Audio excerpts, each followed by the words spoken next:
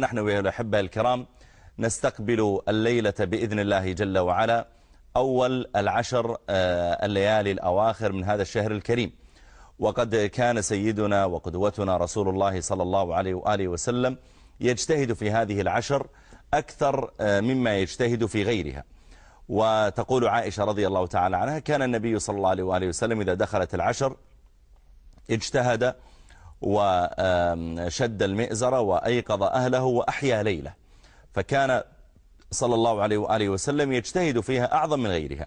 وكان عليه الصلاة والسلام يؤكد أن الاجتهاد فيها لأجل نيل قيام ليلة القدر، كما قال عليه الصلاة والسلام: من قام رمضان إيمانا واحتسابا غفر له ما تقدم من ذنبه. وقال صلى الله عليه وسلم: من قام ليلة القدر إيمانا واحتسابا غفر له ما تقدم من ذنبه.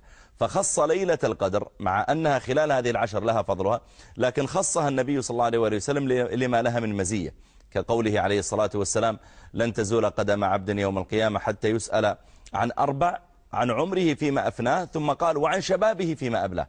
مع أن الشباب داخل في العمر أصلا، لكنه أكده عليه لأهميته.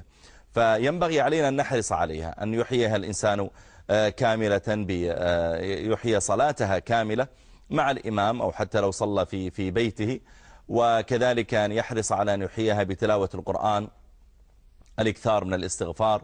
فقلت استغفروا ربكم إنه كان غفارا يرسل السماء عليكم مدرارا ويمددكم بأموال وبنين ويجعل لكم جنات ويجعل لكم أنهارا.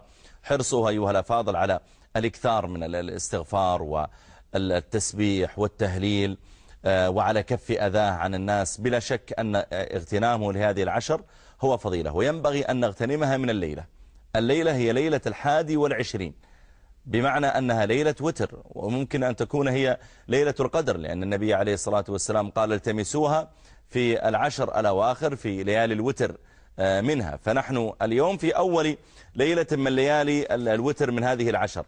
لا يعني أيها الأفاضل أن الإنسان يتقاعس ثم إذا جاء الليلة 27 اجتهد، كلا، بل المؤمن الحريص على الخير من أمثالكم إن شاء الله هو الذي يحرص على أن يستثمرها كلها، سواء بليالي وترها أو غيرها. أسأل الله أن يتقبل منا ومنكم، وأن يجعلنا وإياكم في هذا الشهر الكريم من المعتقين من النار. الحمد لله ربي.